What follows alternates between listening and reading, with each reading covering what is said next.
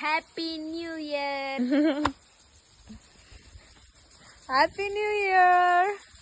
ಈ ವರ್ಷದ ಮೊದಲ ವಿಡಿಯೋ ನಂದು. ನಮಸ್ಕಾರ ರೈತ ಮಿತ್ರರೇ. ಈ ವರ್ಷದ ರೆಸಲ್ಯೂಷನ್ ಏನು ಭೂಮಿ 2026ಗೆ ಅಂತ ಕೇಳಿದರೆ ಕಂಟಿನ್ಯೂಸ್ ವೀಡಿಯೋ ಹಾಕೋದೆ. ನನ್ನ ಕೈಲಿ ಕಂಟಿನ್ಯೂಸ್ ವೀಡಿಯೋನೇ ಹಾಕೋಕ್ಕಾಗಲ್ಲ, ತುಂಬ ವೀಡಿಯೋಸ್ ಬ್ಯಾಕ್ಲಾಗ್ಸ್ ಆಗಿದೆ.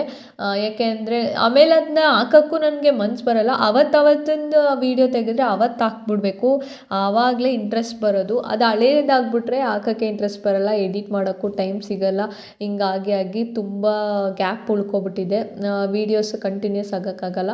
ಸೊ ನನಗೆ ಹೋದ ವರ್ಷ 20K ಫಾಲೋವರ್ಸ್ ಇದ್ದರು. ಈ ವರ್ಷ 30 ಅಂದರೆ 2025ಅಲ್ಲಿ 34K ಆಗಿದ್ದಾರೆ. ಸೊ ನೆಕ್ಸ್ಟ್ ನೋಡೋದ ನನಗೂ 1,00,000 ಜನನ ಸಂಪಾದನೆ ಮಾಡಬೇಕು, ಆ ಪ್ರೀತಿನ ಸಂಪಾದನೆ ಮಾಡಬೇಕು ಅಂತ ಆಸೆ. ನೋಡೋದ ನನಗೆ 365 ಡೇಸ್ ಒಂದು ಡೇನೂ ಮಿಸ್ ಮಾಡದೆ ನಾನು ವೀಡಿಯೋ ಹಾಕಬೇಕು ಅನ್ನೋದೇ ನನ್ನ ರೆಸಲ್ಯೂಷನ್. ಇದು ಡೇ ಫಸ್ಟ್ ವೀಡಿಯೋ. ಕ್ಯಾಲೆಂಡರಲ್ಲಿ ಡೇಟ್ ಚೇಂಜ್ ಆದರೂ ನ್ಯೂ ಇಯರ್ ಅಂತ ಬಂದರೂ ನಮ್ಮ ಕೆಲಸ ಅದೇ ಕೆಲಸ ಇದ್ದೇ ಇರುತ್ತೆ. ಬೆಳಿಗ್ಗೆನೇ ಎದ್ದು ತೋಟಕ್ಕೆ ಬಂದಾಯಿತು. ಏನಕ್ಕಪ್ಪ ಅಂದರೆ ಜೆಟ್ ಪೈಪೆಲ್ಲ ಒಡೆದೋಗ್ಬಿಟ್ಟಿತ್ತು.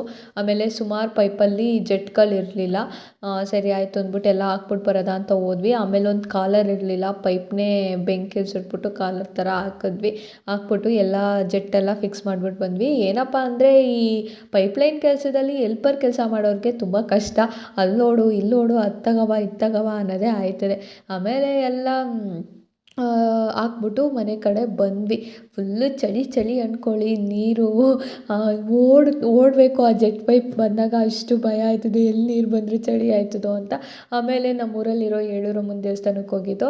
ನನಗಂತೂ ಇವತ್ತು ತುಂಬಾ ಸಮಾಧಾನ ಆಯಿತು ಆ ದೇವಸ್ಥಾನಕ್ಕೆ ಹೋಗಿದ್ದಕ್ಕೆ. ಇದು ನಮ್ಮೂರಿಂದ ಒಂದು 2 ಕಿಲೋಮೀಟ್ರ್ ದೂರದಲ್ಲಿರೋದು. ಇದೆಲ್ಲ ಗದ್ದೆ ಬೈಲಲ್ಲಿರೋದು ದೇವಸ್ಥಾನ. ಆಮೇಲೆ ಹೋಗ್ಬಿಟ್ಟು ಬಂದು ಕೋಳಿ ಊಟ ಮಾಡಿದರು. ಸೊ ಊಟ ಮಾಡ್ಕೊಬಂದು ಈ ವ್ಯೂ ಪಾಯಿಂಟ್ನ ನೋಡ್ತಾ ಇದ್ದೆ. ತುಂಬ ಇಷ್ಟ ಆಯಿತು ನನಗೆ. ಹಂಗೆ ನೋಡ್ಕೊಂಡು ನಿಂತ್ಕೊಂಡೆ. ಆಮೇಲೆ ಮನೆ ಕಡೆ ಹೊರಟ್ವಿ. ಇವತ್ತಿನ ವಿಡಿಯೋ ಇಷ್ಟ ಆದರೆ ಲೈಕ್ ಮಾಡಿ, ಮರೆಯದೆ ಫಾಲೋ ಮಾಡ್ಕೊಳ್ಳಿ. ಬಾಯ್.